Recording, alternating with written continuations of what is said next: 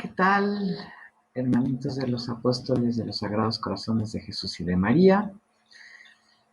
Ah, perdón, ahora sí me tardé un poco en editar este video del Padre Pío. La verdad había muchas cosas interesantes de él. El día de hoy sí tuve un día un poquito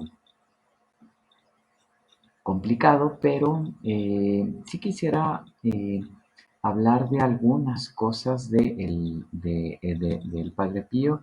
El día de hoy es el 23 de septiembre, se celebra al Padre Pío. Hay muchísimas cosas que se pueden, que se pueden hablar de él.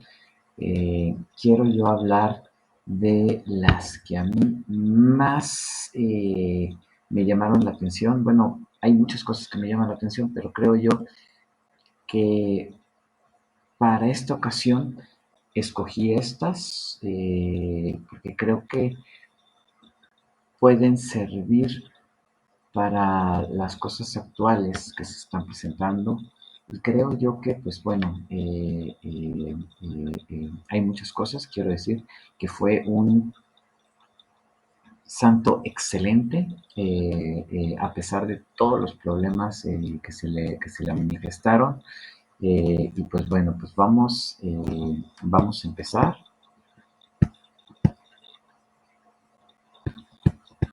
Bueno, quisiera empezar a hablar acerca de su biografía. Quiero decirles que el Padre Pío desde los 5 años ya empezó a presentar señales místicas, ya tuvo experiencias místicas. ¿Qué quiere decir esto? Que ya se le había aparecido eh, el Sagrado Corazón de Jesús. Él ya sentía la necesidad de entregar completamente su vida a Dios a partir de los 5 años.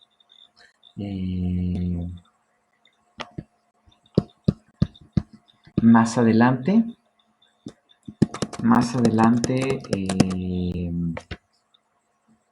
a los 16 años, bueno,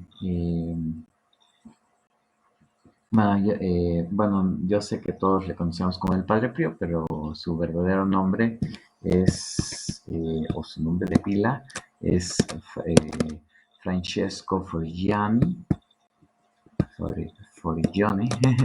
Francesco Forgione, y bueno, a los 16 años ingresa al monasterio de Morcone, haciéndose fraile capuchino. Así estuvo hasta 1909, que por motivos de salud, bueno, pues tuvo que ser ordenado diácono, tenía que regresar a casa, aunque él tuvo la dicha de completar sus estudios escolásticos y teológicos en distintas partes de los continentes. Entonces tuvo la dicha de viajar a varios lados, ¿verdad? Eso fue cuando él era fraile, hasta que fue ordenado diácono. Regresa por motivos de salud, tuvo que ordenarse diácono nuevamente en el monasterio de Morcone. Luego, más adelante, eh, también igual por razones de salud, se vio obligado a permanecer precisamente en Pietrelcina, acogido por, por, por su familia. Y a él ya se le asigna el convento de Santa Ana in Foggia.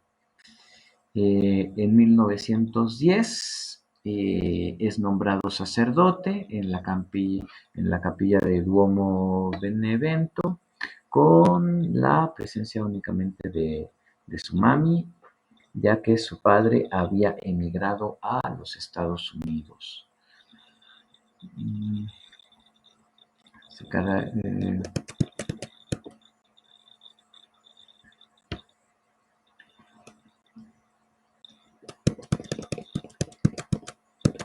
Algo que también empezó a tener es de que uno de los fenómenos que más, que,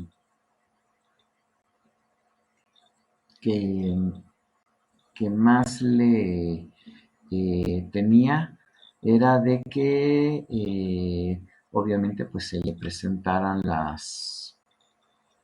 los estigmas solamente a muy pocos santos,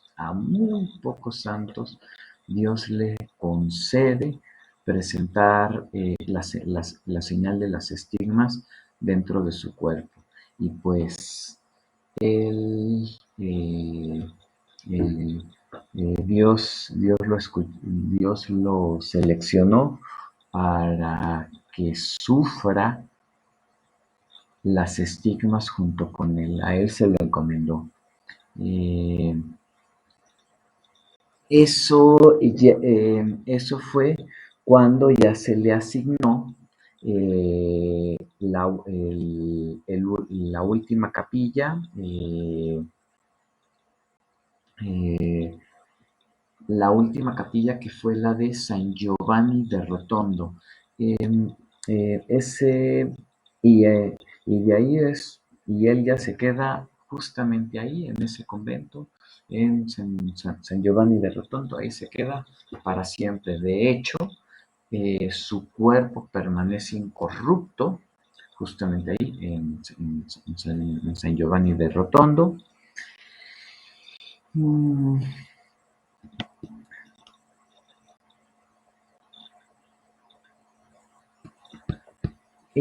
hay varias cosas que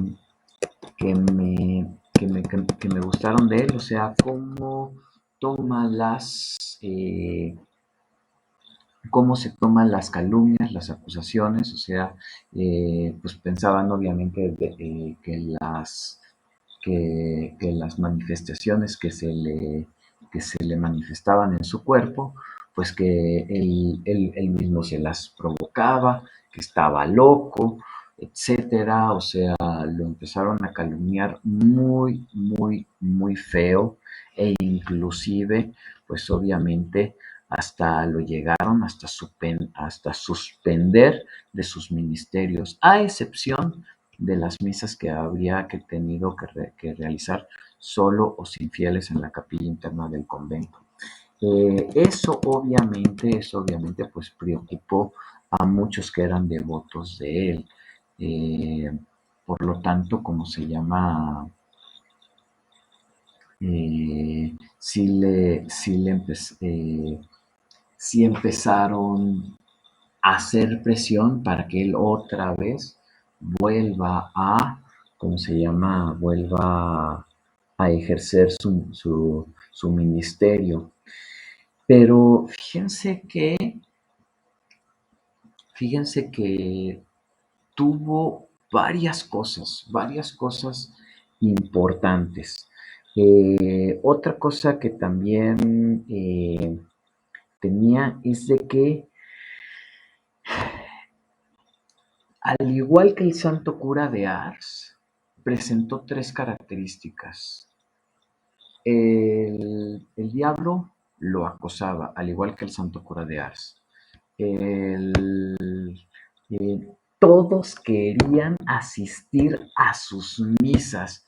Tanto es así que no podía ya no cabían dentro de la iglesia y tuvo que eh, celebrar al aire libre.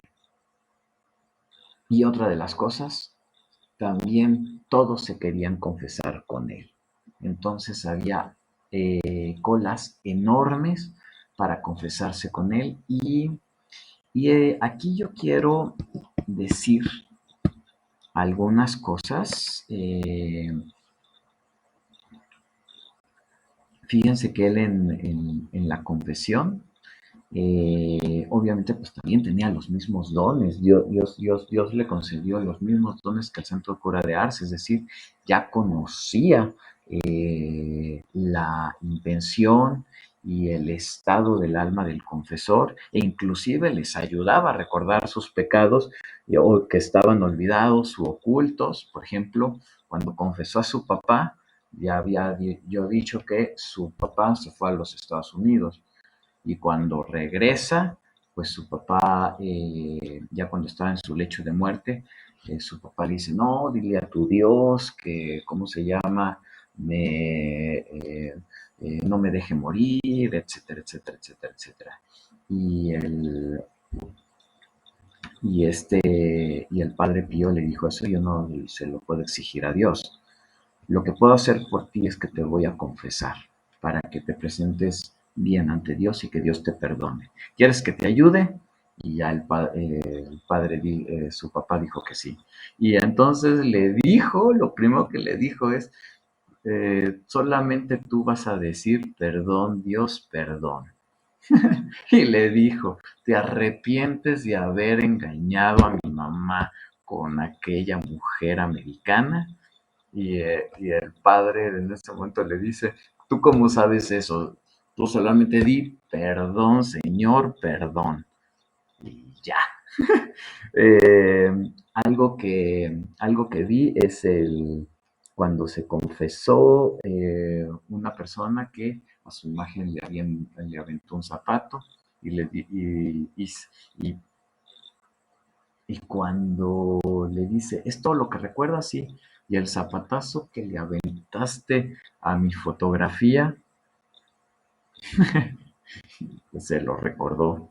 Y aquí quiero mencionar algo, cuando una chica se confiesa con él, le dice, eh, eh, ¿qué es lo que estás ahorita pensando? No, pues estoy viendo, estoy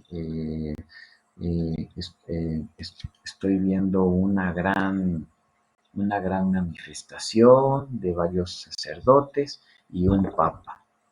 Ah, muy bonito. Bueno, pues eso podía haber sucedido porque al niño que abortaste era ese papa. Y en ese momento la muchacha se desmayó. También quiero decir que tuvo otros dones. Eh, quiero decir que el padre Pío tuvo tuvo el don de la bilocación. Quiero decir que el padre Pío le tenía muchísima, muchísima devoción a Teresita de Lucía, pero pues en ese momento no estaba canonizada. Sin embargo, él sabía que más adelante iba a ser canonizada.